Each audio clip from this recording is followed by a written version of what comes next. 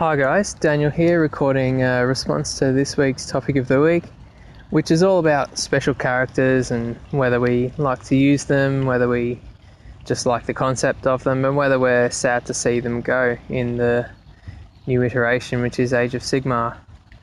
So I might start off by saying I do like special characters, or I like the idea of them. I think they're very useful in telling the story and getting you connected with some personalities in the story, rather than just seeing big armies smash at each other across the battlefield. You get to see some personalities and some people to either cheer behind or hope they fail. And I think this lends itself also across to the models. I think some of the special characters have really had a positive influence on the models, and some of the special characters are my favorite hero models. One example is Lord Croak. I think the model for him, looking obviously a bit different from a normal Slan, but it's just got so much character to it. Another one of my favorites is the mounted Archaon on his horse, whatever, I can't remember what it's called. I know a lot of people don't like that model, but that is one of my favorite models, and if I can, I'll be getting a copy of that one to use as just a hero, I suppose, in my Age of Sigmar army. And I won't go through a list, but that's just two examples of where I think the special characters, they add character to the story, and they also, through their models, can add a bit of unique character to the armies on the table as well. I've never really liked playing with them though, and it's probably for a couple of reasons.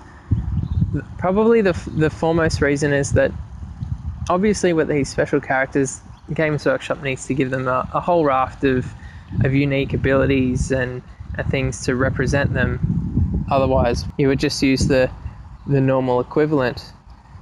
But these characters in the stories are always really, really powerful. So for instance, in the Lizardmen, Lord Croak or Lord Mazdamundi, something like that, to represent on the tabletop accurately would be a many thousand point model that could just decimate an entire army, and that doesn't really translate across. Either you end up with special characters that are so overpowered for their cost that it's unfair for your opponent because they won't necessarily have an equally powerful equivalent in their army, or they're so costed that you just never get a chance to use them. I think in 6th edition Lord Croak was 1200 points or something, and so you would never get a chance to use that unless you're going to have a tiny army to back him up, and it just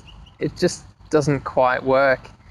And then when they tried to tone down some of the characters and bring in hero level characters to give them again unique abilities to differentiate themselves, they just became very overcosted, I think, to be worth taking, because a lot of the time the abilities were very hit and miss or very situational, because they were characters from a particular situation in the story. And so to make them fair when they were in their element, they needed to be costed appropriately, but then when they weren't in those exact situations, they were well overcosted. So you couldn't really bring them into your army without hamstringing yourself or arranging some sort of narrative beforehand, which sometimes is difficult. So I never really used them in game. I think some of the ones I do remember using were some of the lower level ones, particularly my mate who played Bretonnian, having there was a handful of Robin Hood type characters that would just sit with these archers and give them a few abilities that were fun and not over the top, that it made it out of the reach of a normal game. So I think that was the exception though than the rule. And it's not that I would mind them being overpowered or just very strong. I actually enjoy Hero Hammer, but I think if you're going to be, or just a personal preference, if I'm going to be playing with a Hero Hammer based army, then it feels a lot better if you have put the effort into to make this hero yourself, and then you're taking him on the journey of trying to defeat half an army, rather than just being given a very powerful character and just basically throwing him at the enemy and saying, look, here's what this guy can do. So again, I suppose I'll iterate. I think the stronger ones were just either not a good representation or way too overpowered if they were going to be an accurate representation, so they didn't work well in a game. Yet the lower level ones, which were the ones that were really more open to being used, were just so difficult to cost that they became too situational, and you didn't always have the ability to just put them in your army and ignore the consequences and just have fun with them.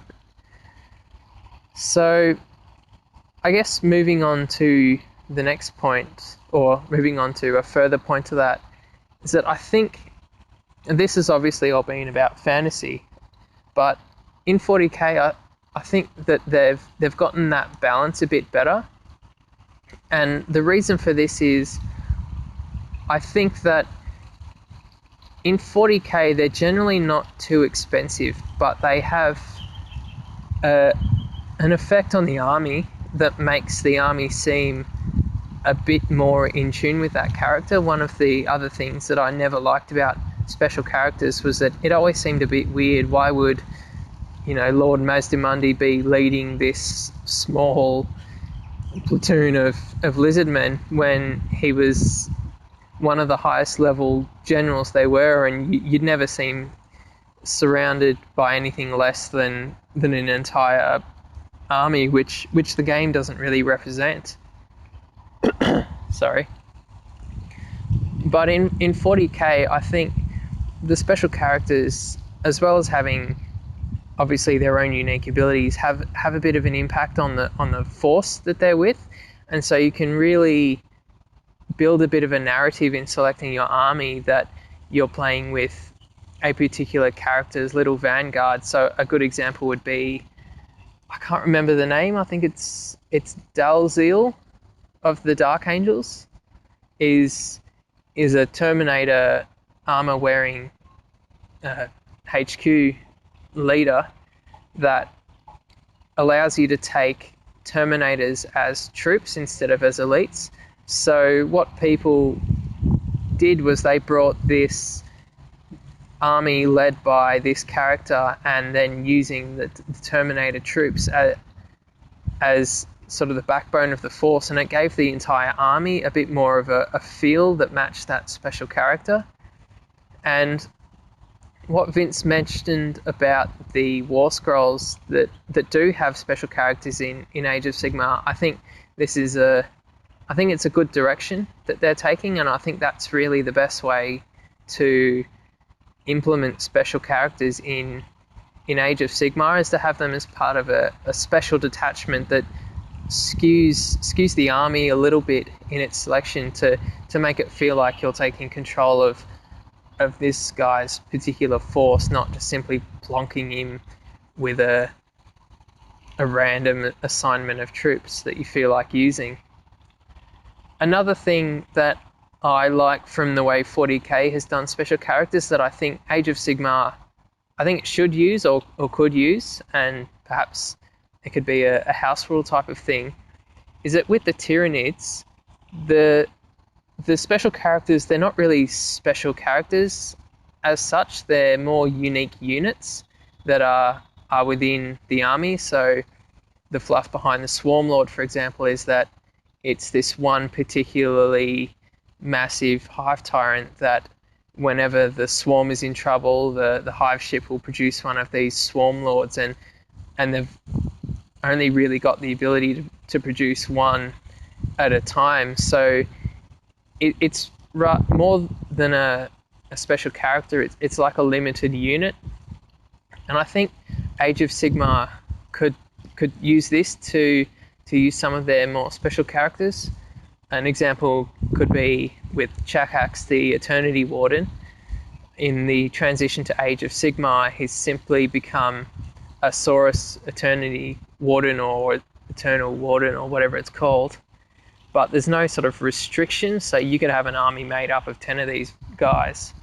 Whereas I think they could have done the same thing, made it more generic, but perhaps imposed a limit of one per army or 2 or 3 per force, so that you can have these more unique, more characterful units being limited but not limited at the same time. So you can make up your own Eternity Warden, but you don't get to have 20 of them. It's a fairly special unit.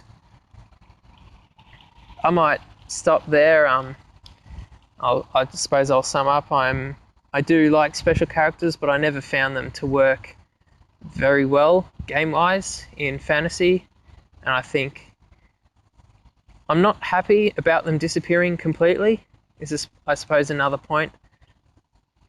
But I do think that they didn't quite work in the fantasy game, and I think that I think most of what Games Workshop has done with Age of Sigmar has been positive, but I do think they could have looked a little further outside the box in how to incorporate special characters into the game, and I think they've got a well-working system there in 40k that they could have ported across fairly easily, but it looks like they're doing it a little bit, but I think they could have done it a bit more.